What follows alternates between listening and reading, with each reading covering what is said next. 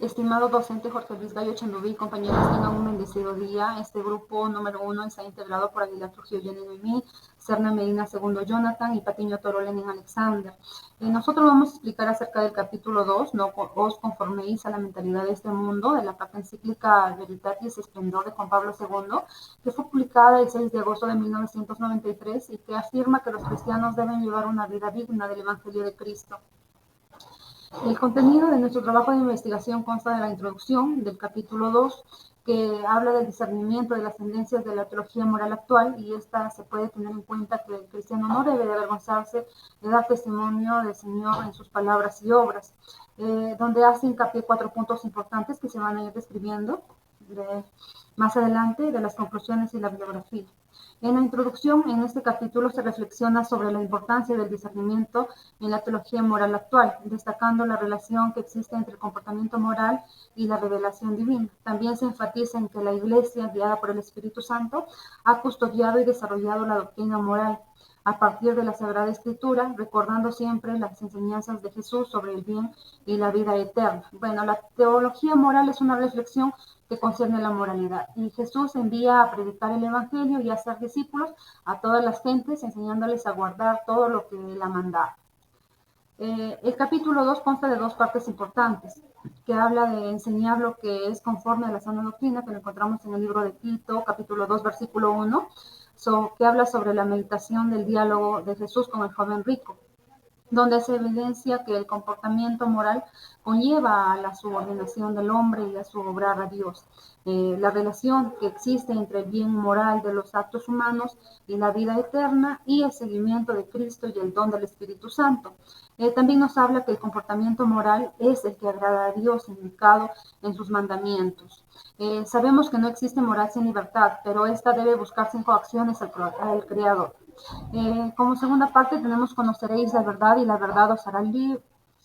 En el libro de Juan capítulo 8, versículo 32. Los problemas humanos más debatidos en la reflexión moral contemporánea, nos dice que éstas se relacionan, y aunque sea de modo distinto, con un problema crucial. La libertad del hombre, de aquí a la reivindicación de la posibilidad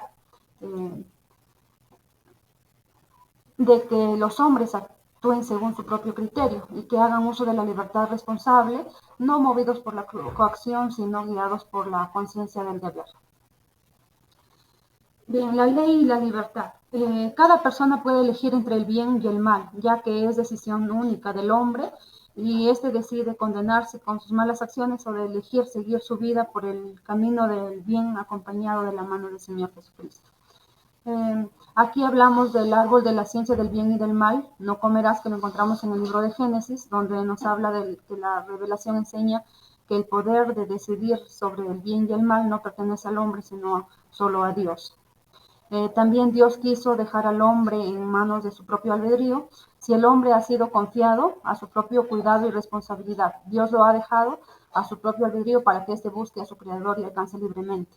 Dichoso el hombre que se complace en la ley del Señor, que es la dignidad del hombre, requiere en efecto que actúe según una elección consciente y libre, y como quienes muestran tener una realidad de esa ley escrita en su corazón, que es la persona, incluido el cuerpo, está confiada enteramente a sí misma, y es en la unidad del alma y cuerpo donde ella es el sujeto de sus propios actos morales.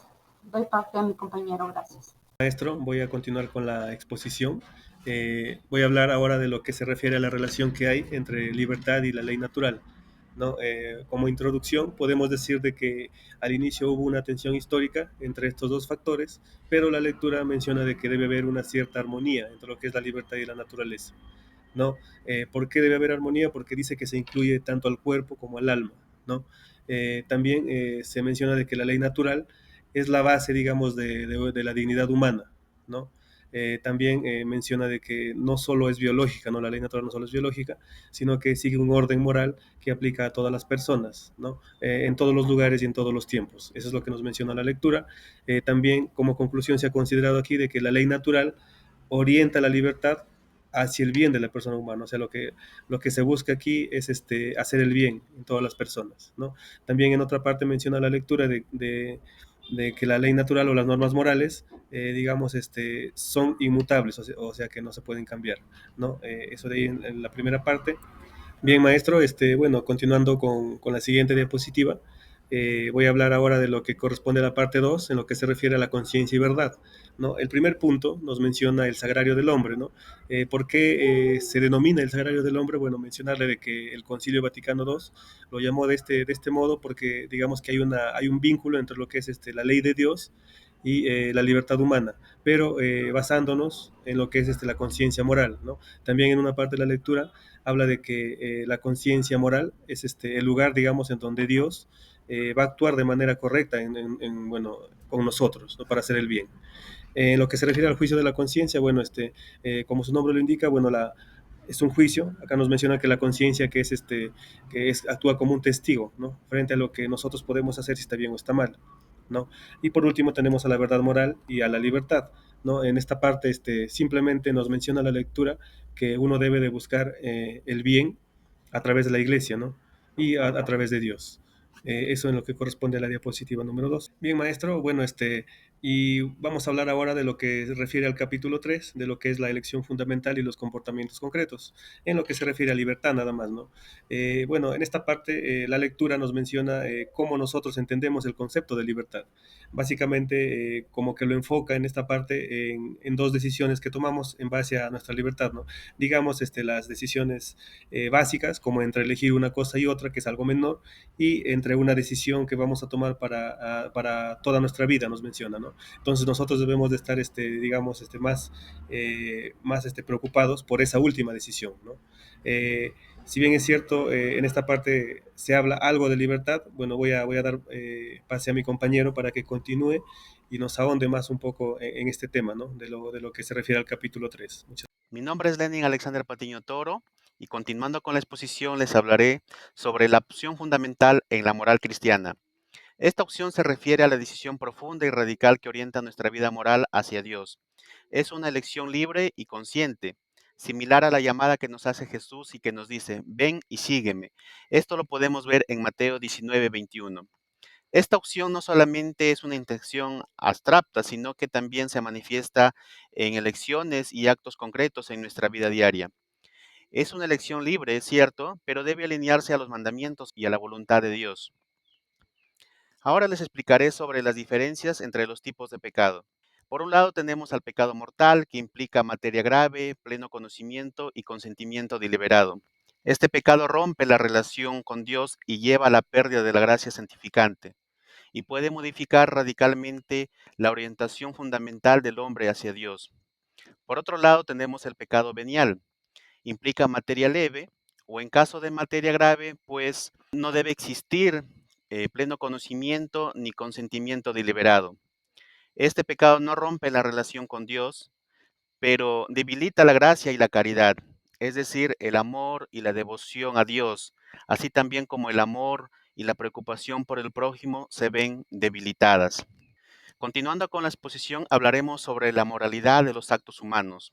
La moralidad depende si el acto está conforme con el bien auténtico y el fin último del hombre, que es Dios. Y la evaluación de la moralidad depende de tres aspectos. El objeto del acto, que es lo que se elige hacer. Por otro lado, tenemos la intención, o sea, el propósito con el que se realiza este acto.